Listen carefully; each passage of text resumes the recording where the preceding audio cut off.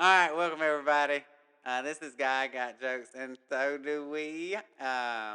With your fabulous host Joseph and then Jeanette, who we was just hollering at each other before we got on this thing, and we literally just recorded what we thought we were recording, but it stopped at like 5 minutes. So I guess Jesus didn't want that one, so we're gonna kick that one to the curb, and here we go again. So, which is a good start because it is like 9:30, like we said, and Bethy should be in bed, and I got her up for a late night, so I feel like I'm pretty lucky.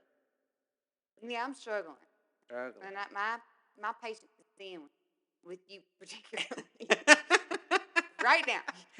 See, I wish we recorded a video of this so people could see your face, because I have learned. It's No, but beautiful. no, I have learned in my life. Okay, so like if I'm teaching a life group or something, y'all, I don't ever look at her because either she looks lost as can be or she looks mad, and I never know how to take it. Where like, am I saying something that don't make sense, or you just woke up like that? So like, I never know. So I don't look at you when I teach. I don't. I do not. Well, you forced to look at me right now, and I have thoughts. Well, we know that. So tonight, Mm. let's get going. It's been a fantastic night, and I just ordered a new ID off Louisiana Wallet. So in case you're doing that, get a second job. It's not cheap. Who knows where my ID is? Probably floating around somewhere, but I couldn't find it. And so I had to do that tonight before we did this. Lucky kids getting in the bar tonight. Yeah. They trying to get in with that idea. They were like, son, you're 16, it says you're 38, but whatever. So what we want to get on these microphones and talk about is something that is special to me, I think, or something that's important to me that I've struggled with for a long time throughout my life, and have not been in the spot I am now with it, and that is community and Christian community in general, really, but community too, like both of them. And so I kind of want to just talk about that tonight because I think it's if you're a guy out here or a girl, whatever, but I honestly think it's harder for guys to kind of form a community around them than girls, maybe. But maybe Bessie disagrees with me, which will be fine. So we can talk about both. But what do you think? No, I think community is something we all desire. Period. That's how we are designed. But I think it's one of the harder things that we're tasked with on this earth to form. Um, and I know we're probably going to jump into the Jesus part of that as this kind of talked out. But before we kind of jump there, I feel like you kind of got to deal with some of the stuff we've walked through and be real about it, because the last thing, if I was where I was 10 years ago, would want to hear my future self painting this with rainbows and butterflies, because that's just not been the case. And so Yeah, when you wanted to do this talk, which you told me about it a month ago, or it's been a while, you said you wanted it has. I had to, y'all, for real though, before she gets started. Well, she's been saying we need to record something, and I had to. We had to put it in our little calendar. So it was like, this is the hour because the days have gotten long. The kids are back in school. Praise the Lord. We are so thankful for teachers. But what back in school means extracurricular activities, which means we trying to get into bed by 10, which is still hard. But so we had to put this on our calendar. And so hmm yeah, it's not easy. we're finally here. But anyway, you want to do this thing on community. I'm not saying I necessarily wanted to or agree, but here we are, and way past my bedtime. But I'm gonna get through this. But when you sent me this months ago, or whenever you were like, "Hey, I think I want to do one on community," that was not one. I'm like, "Oh, great, that's cool." Not really on board, like I said. But then I was running and doing a little Wayne run, and his words and his lyrics just hit me like a ton of bricks about why I don't want to talk about community. The great poet. Yeah, I mean, don't knock it. Hey, that's my dog. He's from Louisiana too. I know. Still should have been singing the Super Bowl. I still don't I'm understand. still bitter about I'm a that. little bit bitter about that as well. I couldn't even tell I you. mean, it who was was on literally that. in New Orleans. Who was on that last Super Bowl? It was Are a we big. supposed to say that on the microphone? Yeah, it was Kendrick Lamar. Yeah. It was him. Okay, You I know, forgot. Okay, I'm I like not hate to gonna like open that. boy might talk about celebrities, but I'm just saying, Open up that can of like he could worms. have done something. Okay. Louisiana, you know, like who don't want to do that? I just don't understand. But whatever. Okay, back to this. Anyway, not trying to open that can of worms. We could But do a whole podcast on just how that was messed up. But go ahead. anyway, Lil Wayne, he said, "My real friends never hearing from me. Fake friends write the wrong answers on the mirror for me. That's why I pick and choose. I don't get things confused. I got a small circle. I'm not with different crews. We walk the same path, but got on different shoes." And I think he is put in perspective community. I was getting ready to go beep just in case. I didn't say the word. Oh, good. And I say that because this is how I've always known community up until a couple years ago. Meaning, I did have one or two ride or dies that are super close, and it says they never hear from me, and that was true. Like, I don't necessarily call or talk to them or text them. I mean, it can be months, weeks, a while, way longer, not intentionally, but I'm very secure in that friendship, and I know the trust, the foundation's already been built there, and I know if stuff goes down, they're gonna be the first one at my door. Like that, we're good. But it says fake friends write the wrong answers on the mirror for me, and I feel like that has been more of what I've seen and experienced, and I've probably been that person too. So I am not sitting here trying to act like I don't got planks in my own eye.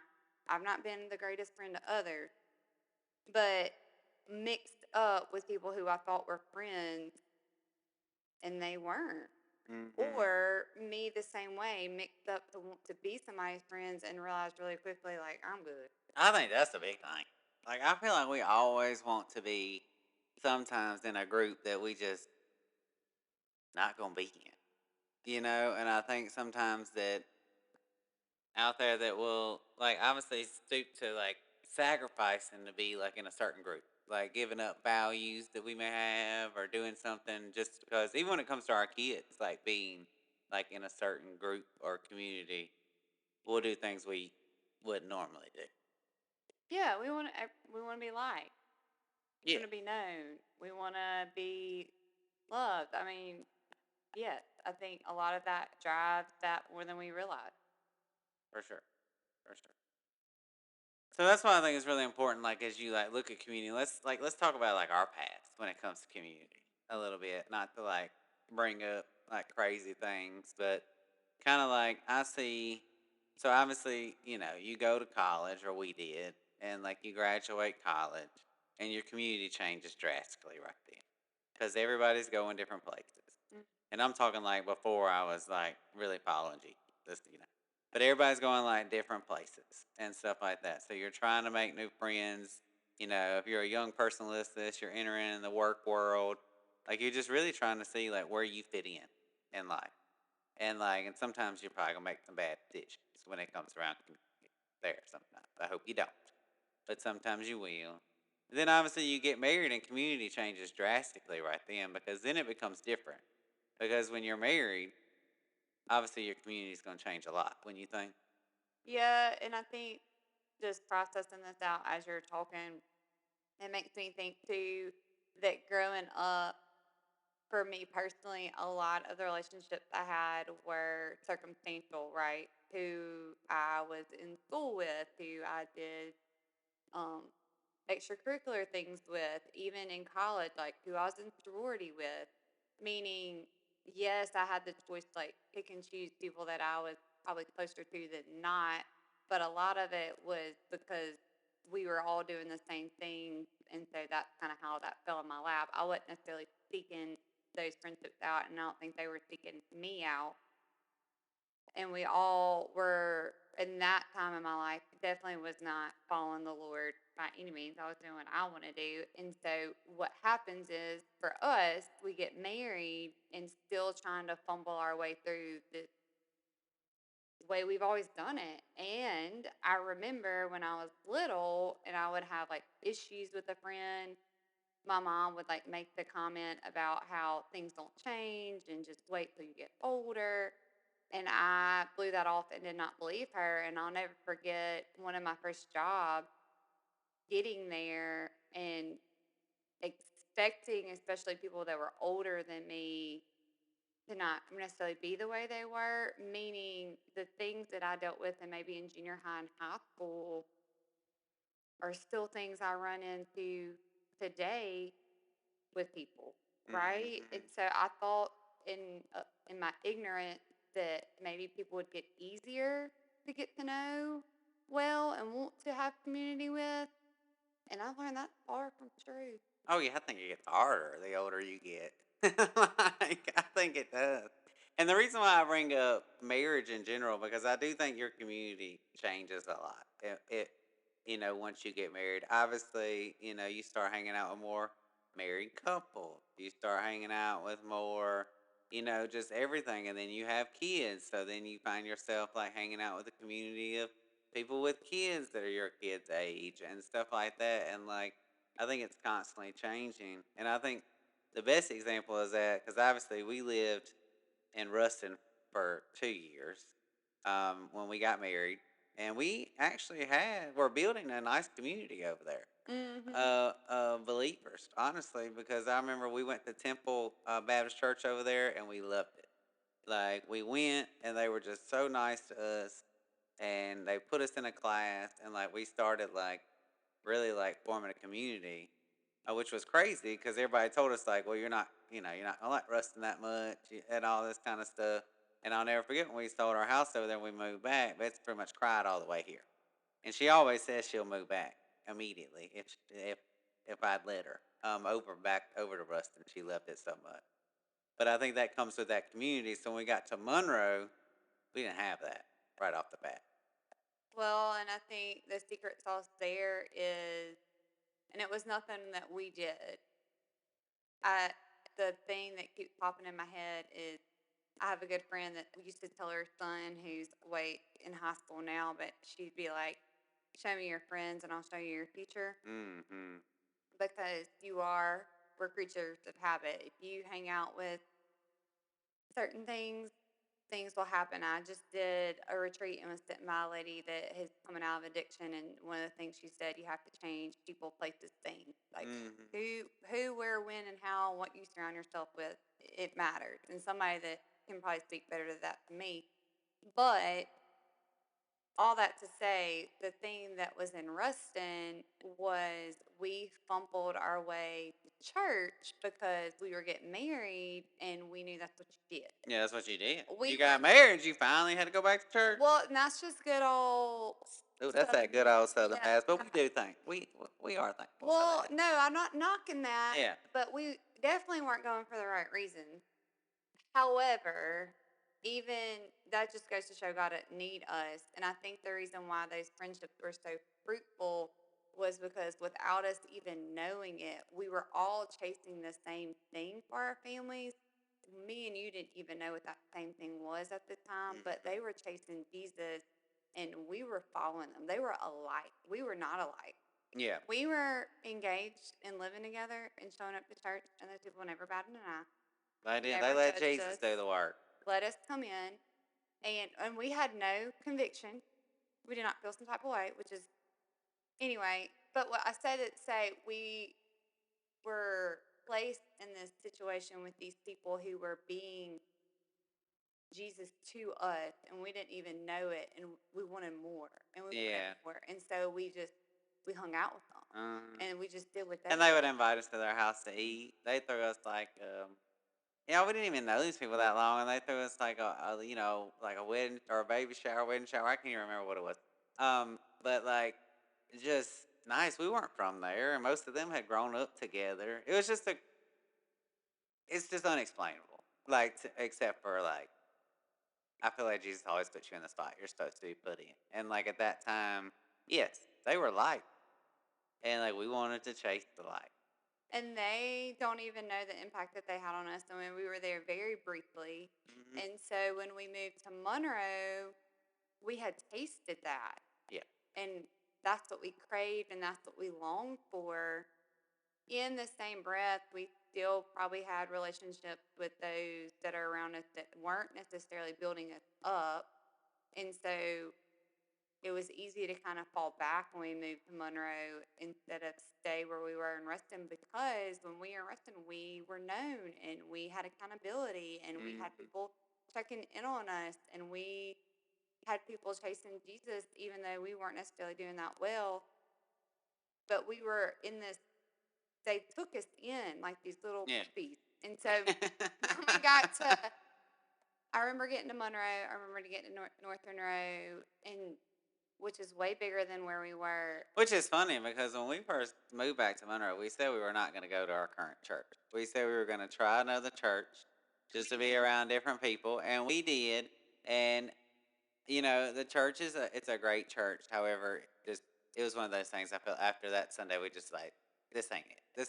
It just wasn't it for us. And so we were like, we got to go to the church we go to today. There's even a story of how we got to Temple. I was cleaning a lady's teeth, and she Mhm. invited us, and that's how we got there. And the same thing happened at this. I was working with a dentist, and she said, "Hey, you should try this class." Come to find Mhm. out, you knew the guy that was leading it, and so we end up going, and the class is bigger, and that community was there, but it took a little bit longer to get to what we had to in Ruston. And then over these last, because Bailey is going to be 12, and we were there when she was 6 months old, there has been a roller coaster, for better or worse, to land where we are now. Yeah.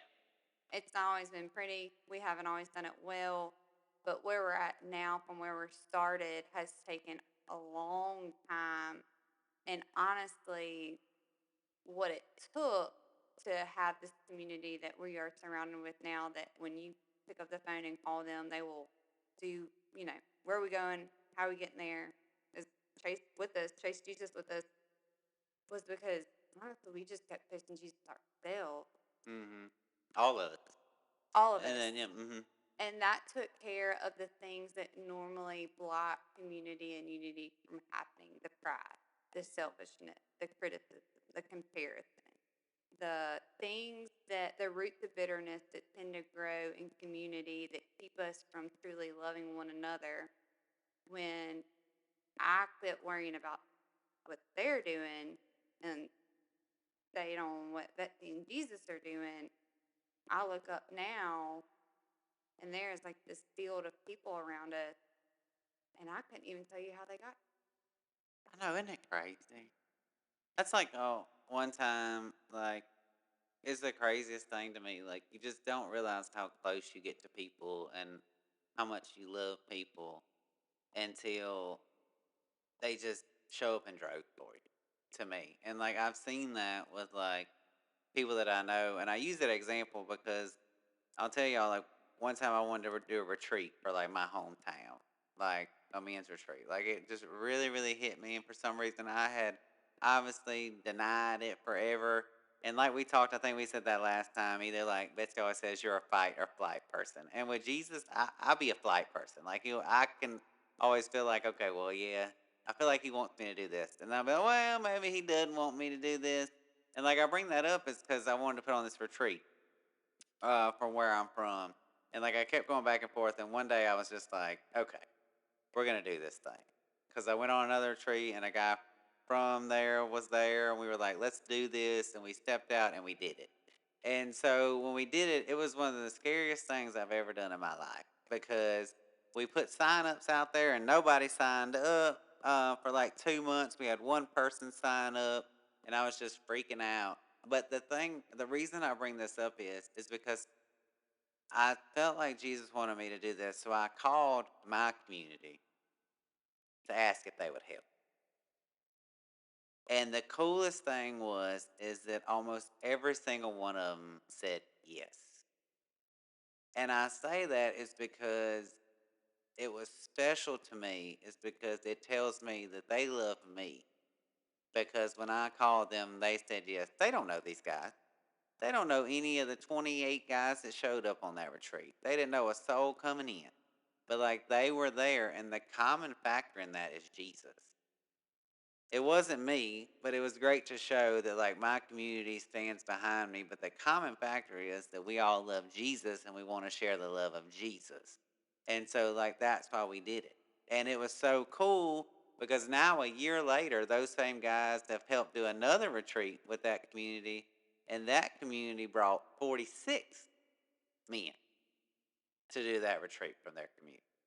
So it's just so cool to see that, in my opinion, to like see the ripple effects of having a strong community around Yeah, and kind of going back to Little Wayne in the sense of he says, real friends never hearing from me, meaning those people that rallied around you in that moment, you don't necessarily, like I said, talk on the phone every day you. or text every day. And that was beautiful to see that, like, they were willing and able to not make it about you, not make it about themselves, but truly just chase Jesus and want that for other people.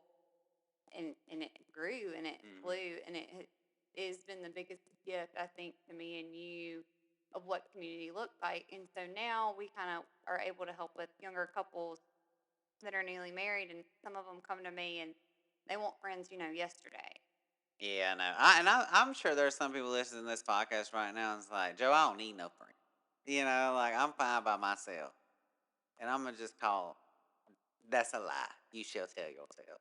You need somebody. Well, and what we're speaking about right now and what you just talked about, I mean, that's been years in the making. Years. That I did, mean, y'all, I've had one. I mean, I love all my people, whatever, but I've had one constant, like, best friend my entire life. And we have been best friends since, like, I don't know. Adam will probably, he'll be able to quote it better than me, but, like, for a long, long time. And we have fought like brothers forever. But, like, and then, like, Mike entered my life. But, like, that's pretty much been, like, my little circle there, you know? So, like, it's taken a long time to get to the community we have today. So, yeah, let's rip at that. yeah, I just don't want to give this false expectation of like, but I am like trying or whatever. And I think that's the other thing too. Like, I remember being like, I don't, when I first met some of the people that are in our life now, being like, I really don't even want to be their friend, but I do kind of care what they think. And like, why is that so? And like, really had to wrestle through that and be like, Lord, like, I don't really even like these people, Mm-hmm. but you got me at the community, you got me plugged in with them. So like, why does this even matter? Mm-hmm. And so what has been revealed to me over time, and again, I think it goes back to, and I know we sound like we're thumping Bibles, but that's the only way I know how to direct this conversation is when I quit looking at me and just kept my eyes transfixed on the Lord and quit looking at other people, period. Things began to come together in a way that I couldn't even orchestrate it. So much so that a lot of my friendships, you can ask our kids if they call.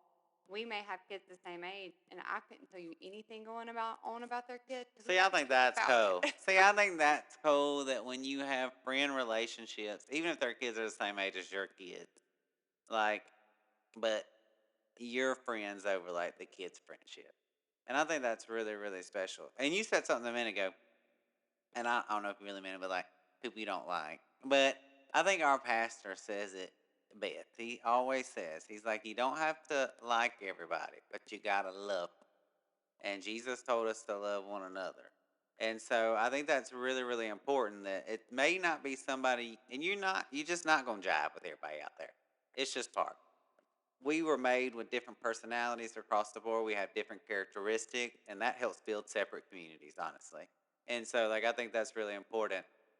But you got to love everybody. You got to want to share the love of Jesus with everybody, whether they want to hear it or not. Yeah, and Even when it's hard. yeah, Even when it's hard. I get that. I've always said you're the face of our marriage. You handle people well. You typically can build relationship a little bit quicker than I can.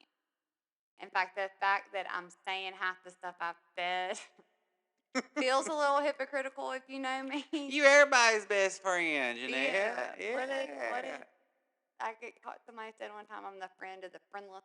I don't know, y'all. Sometimes I think I'm like, I'm just, I don't know. I was telling Betsy last night. Sometimes I'm like, let me get my peacemaker hat on or something, or get in Yeah, the you are middle. a mediator. You are a peacemaker. You are that. I'm not. I'm a fighter. Generally, don't tend to like people. In fact, it has been made known to me that if you are my friend, you can't have feelings because I will just squash any type of feeling that you may But some people have. are like that. Like some people are fight people. Like that's just the way they are. And if you, but the good thing is, it's like I was talking to Adam tonight. He was having a conversation with somebody, and he got upset. I'm like, well, you're a fight person, obviously. Like you have to Right. recognize that. But You have to that recognize can that. be an issue. But thankfully, over the years, there's this common theme that keeps coming up to me. People ask, like, have I done something to you? So I don't know what that means. I probably need to dig into that. He is weird I know. sometimes, Maybe but it's the way my Botox is done. It makes me look not happy when I I am. thought it was supposed to freeze your face. I don't know. But anyway, I say all that to say I I'm not gonna sit here and act like I have arrived at being a good friend or understanding community. Because at the end of the day, when I put my head on that pillow, I can be very critical of myself and others. And I genuinely, if I'm friends with you, then just know the Holy Spirit is real. And I don't mean that ugly. I'm telling you that in myself, I being a friend does not come natural to me. Being a mom does not come natural to me. Loving others well is not something that I just have in me. But I'm glad I passed the vibe check. You make me feel good about myself. I don't know. That am I crazy? Maybe I'm crazy. I think you just crab comes for a Maybe I'm party. just crazy. Well, I judge people on who they're married to. I know. I bet people judged me too. They do. They probably do. So I say that to say I'm still learning. I Mhm. don't know. I'm just going to tell you right now that in the last week, I have looked up through some hard things that me and you have like just set in Mhm. and been able to be like, oh my gosh, I don't know where these people have come from. And I don't know what I've done to deserve them because I know I've been ugly. You should be thanking the Lord for them, huh? But here they are. And thank God they're there So for those hard times for a sure. question, I don't know where are we at? We need to Now talk. go ahead and ask the question because I had a thought, but I feel like you should ask the question. No, I don't want to ask you a question. No, ask me a question. Okay. I don't really know if you're gonna like this because that's not where I wasn't really trying to ask you anything. I thought you said you But had a I will. question. I know. I meant okay. You had like a rhetorical question. Yes, but I will Ah. ask you. Okay, since you want to just. Well, I mean, I don't want. I mean, I ain't got to have a question, but Well, while you were okay. talking, let me just say this, and this may be what you want to talk about. I just wanted to just preface. I was just trying to preface in that last little part that I know me and I struggle with friendship. Okay, so But people just love you. You know, when I meet people, they'll be like, "This they person don't know just me. loves They don't Betsy. know This me. person just loves They don't know Betsy." me. And sometimes I want to be like, "We talk about the same That's one," right. They don't know me. you know. They But don't know hey, me. hey, you got to shine the light of Jesus, baby. Mm. You got to shine the light of Jesus. Okay. Well, Okay. so when you were talking earlier, it made me think about the story in Mark 2 where there's a paralyzed man and he's trying to get to Jesus for a healing. And there's a large crowd that has gathered around. So there's no way to get him to Jesus. And so this guy has these men, his friends, who carry him. There's four of them. And they literally rip off the roof. I mean, of somebody's house. Okay, and just put that in perspective and lower this man to Jesus. And it says, when Jesus saw their faith, the friend's faith, he said to the paralyzed man, son, your friends are forgiven. And I think that's why community matters. In my own right, I know I suck and I know I'm not a good friend. But when I look at what we had in Ruston, when I look at what we have right now, there's this it tells us right here the people I surround myself with that are chasing the Lord, even when I'm not chasing Him the way I should be, Jesus can see their faith carrying me and still bless that because we are filled by His Holy Spirit. And I think that's beautiful. So the question is, do you have people Don't pick your mat up. that are going to do that? And you have people that are going to do that. And if you don't have that right, I think that is an intentional prayer for you to start praying for the Lord to bless you with those kind of people. And don't necessarily seek, I don't want to like paint this picture of like seek them out. Like, you're going to carry my out. I think when you sit in the scripture and you begin to pray, like, Lord, send me friends that when you see their faith, that even blesses me and makes me want to follow you and makes me more Christ like. The people that it's going to be are probably not the people you even think it's going to be. Mm-hmm. Because let me I tell know you, if I'm my looking around, characters are not the ones I would have picked out. how they gonna get their feelings hurt? Again, you can't have feelings. Oh, God. Oh, Lord. I'm just being honest. I'm just saying, don't be surprised if it's people you least expect. Y'all, me and my buddy Micah down the street, we always say our wives look like they don't ever like nobody. Sorry, Haley, but it's true. She don't. In fact, she's one of the people that I sent the Little Wayne quote to. I said, don't this speak. Yeah. So, like to wrap this up, I just wanted to throw a couple of thoughts out there. And the reason this verse always comes to my mind, and I know we talked about like if you don't have a community, obviously church is a great place to start. If you're not going to church somewhere, or you know, maybe you have a community and not everybody believes in Jesus, but you want to get further into that, you can tie to that community, and then reach the unbelievers and stuff like that. I think it's just they're going to watch how you act anyway. So that's the one thing. But the verse I wanted to bring up today, so we don't get too far down that rabbit hole. And I use this verse all the time. It's a very quoted verse in the Bible. But Proverbs 27:17. And all it says is, as iron sharpens iron, so one person sharpens another. And the reason I bring that verse up is because I say it all the time. And I even said it this last weekend when I introduced one of my best friends to do their testimony. Uh, that iron can't be iron that agrees with you all the time. So I think we get that confused. Like if you want iron to sharpen you, it needs to be someone that is close to you that challenges you, tells you things you don't want to hear. Somebody you can tell stuff to, and they're going to give you a biblical answer back. Like they're going to go to this book right here that we have, or two that we have on this table. Hope my recording didn't stop. I'm hitting it, the Bible. But that's the iron I want sharpening.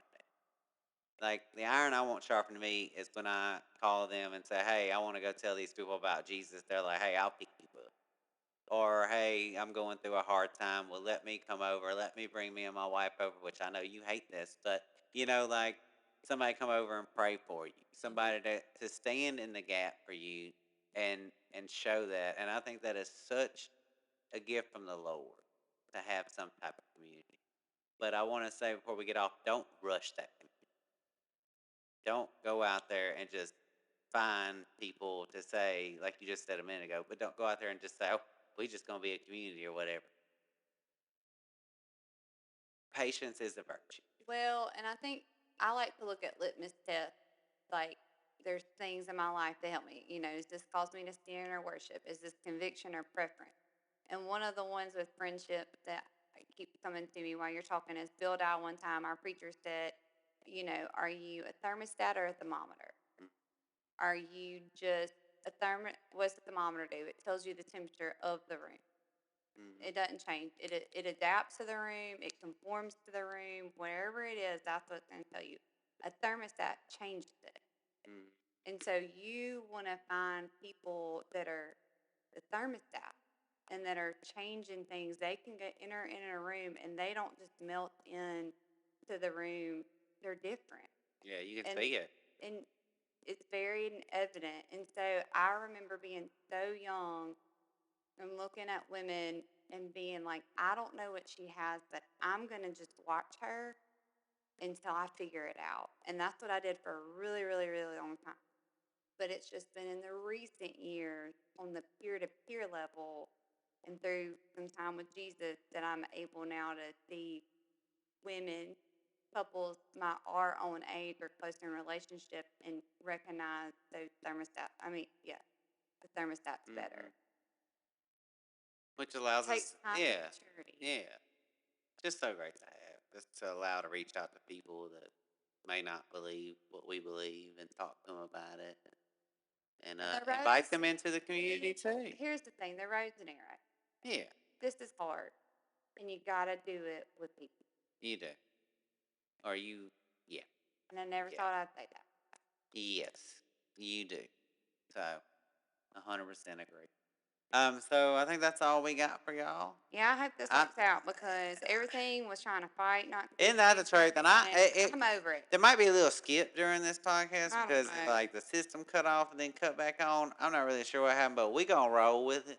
And we just thank y'all for joining us, and we look forward to talking again soon.